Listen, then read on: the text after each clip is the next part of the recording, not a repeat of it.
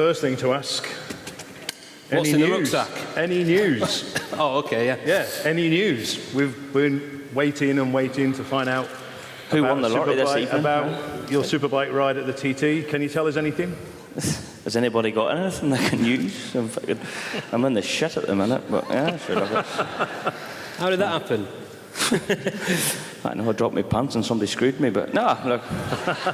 It was one of them things it is what it is sort of thing, you know. I just want to get my hats up there, keep the boys right. So I've got the main monster man down there. He's full as a bingo bus, but we've got him sorted. He's all right. So look, it's one of them things. I've had a good relationship with Steve and the boys, and it just didn't work out, you know. So. Have you any idea when we're going to find out? Like, is there something in the pipeline? Have you got an idea about when? Truthfully, I haven't. You know, I just need to understand what I need to get. Obviously, I need a Superbike, and I need to get it sort of sorted soon enough, because everybody's in a big rush. But there's a few weeks left yet. You know what I mean? I'm not in any big panic, and I can have a go in anything, so I don't mind if I have to turn up in the day with something new. I'll turn up in the day with something new, and it makes no real big difference to me. What about a HP4 with a carbon frame? Would you ever go on that?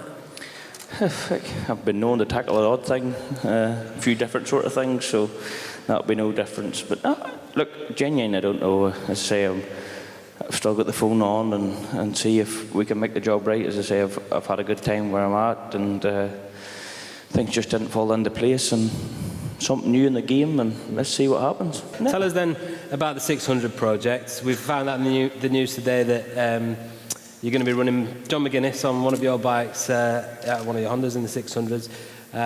So biggest question, first of all, who's the boss? Well, he came in with a bit of authority. We started off and the job was good, and he was like, I don't like that screen. Right. I don't really like that bracket. I was like, me? We've only started it, man. You just got off your crutches and now you're giving it the big dog talk. But look, John knows what he wants, you know what I mean? And look, as I said, I've said from the word go, you know, I'll build him the exact same motorcycle I am. I won't shy away from that. We discussed at the very start what I could do for him, and I said, look, you know, the bike, as you can see, I think it's funky. Some people might like it. It's different, you know. My man at home, you know, between Stewie painted in the last minute, paint box is fucking on the job, and Barnyard had stickered it up in the last minute. I think he done a real good job of it. I think it's different, it's funky, it's something different, and we're doing it out of our own pocket. You know what I mean? I get a bit of help from local Honda dealership that sponsor me. He's helping out with the job, but it's my own pocket. And I just said to John, look, I can give you this. This is what the deal is, you know. And why John, Michael? Why did you go to John?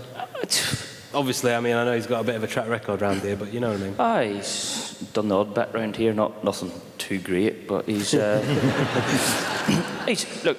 I think John himself, from an outsider looking in, he was, you know, they sort of half writ him off, if you know what I mean. That he's, you know, he's done, or he's, you know, he's injured or whatnot. And you know, I'm a long time round with John. I was teammates with John a few years back, and I understand what he can and can't do. And you know, I just said, you know, we just chatted one evening, and I'm not trying to make it look like a hero job, but he's sort of like, I have no 600, and I was like, I have another one. I'll build you one or something. You know what I mean? It just come up from that, and I sort of said it. I was like, he said, right. And then he said, all right. I was like, I didn't really mean it. I just sort of, I was trying to make myself look good in front of everybody, but no, shit. I just thought, you know, he deserved, you know, and he's happy enough to ride it. And I've said all week, or all today, sorry, that if he's not fit, we don't know. John knows himself in his mind if he's going to be fit. I have no gun to his head. If he wants to ride it, he can ride it. If he doesn't, and he's not, it's no skin of my nose. I'm not going to be standing there going, here, look, lad, you know, we need this bike to start the grid. If she doesn't make the grid because for whatever reason, that's okay. And if he rides it and he's happy, and well, sure, I'm happy. And as I say, I can only put him on. He'll be built in the exact same motors that I have myself. I can only give him what I give him, and that's the best job that I can do possibly anyway. Do you have a Superstock ride then? A bike for the TT, a Superstocker?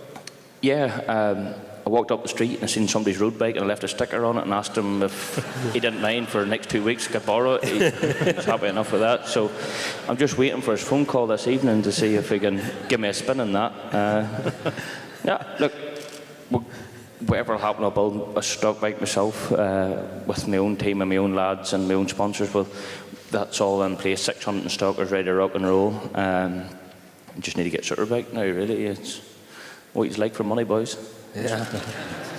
You also look trimmer and slimmer than ever before, I think. Is that the case?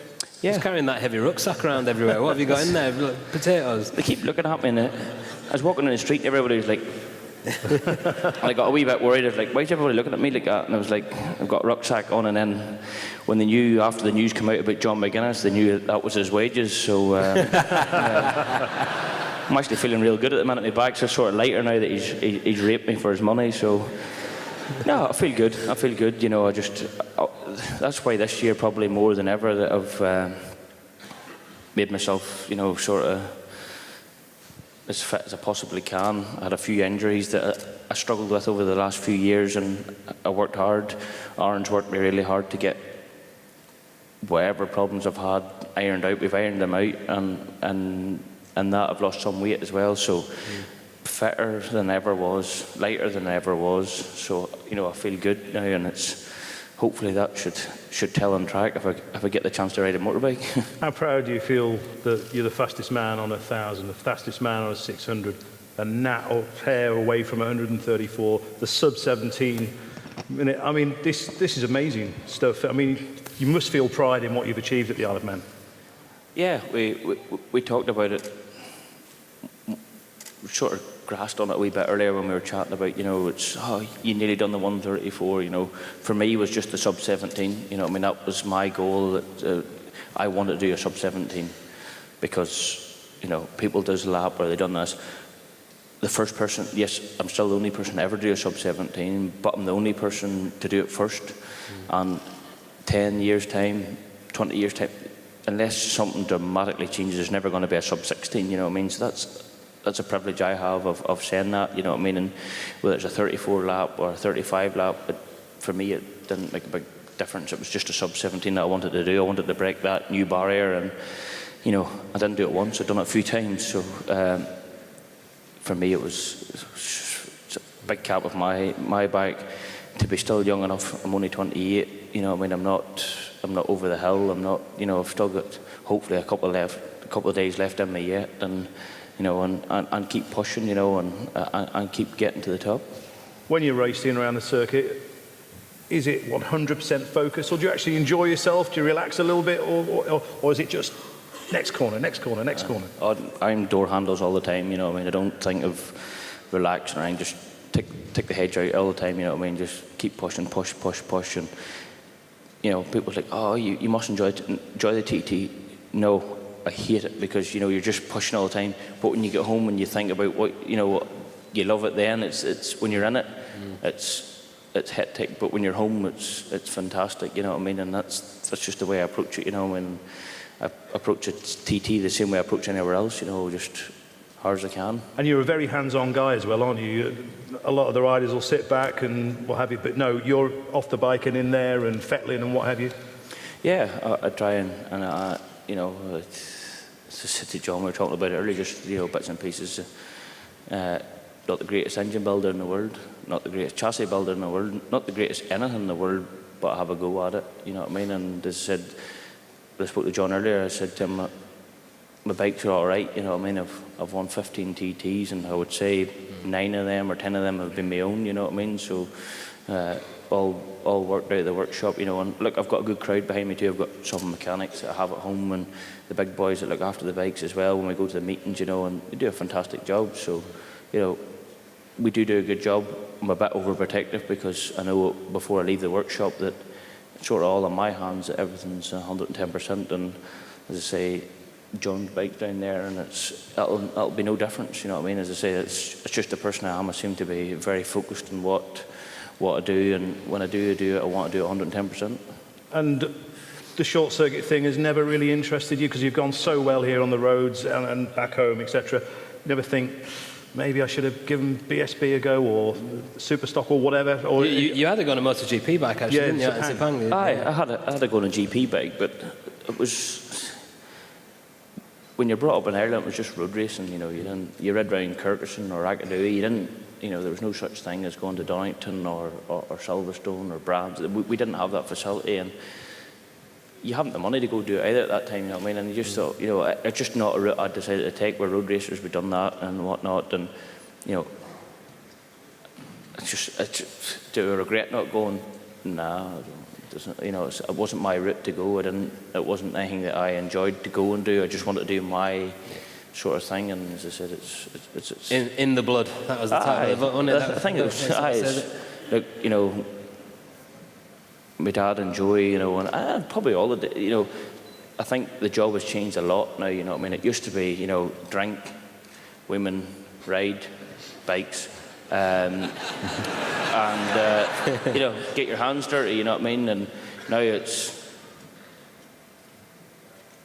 I'm not starting that list off. We'll skip a few race motorbikes and PRs. So, you know, from what it used to be to what it was today, you know, they just rocked up in transit vans and drank vodka and told lies, and you know what I mean, and had the fun. You know, where now it's, as I say, the level has changed, where it's got probably more short-circuity.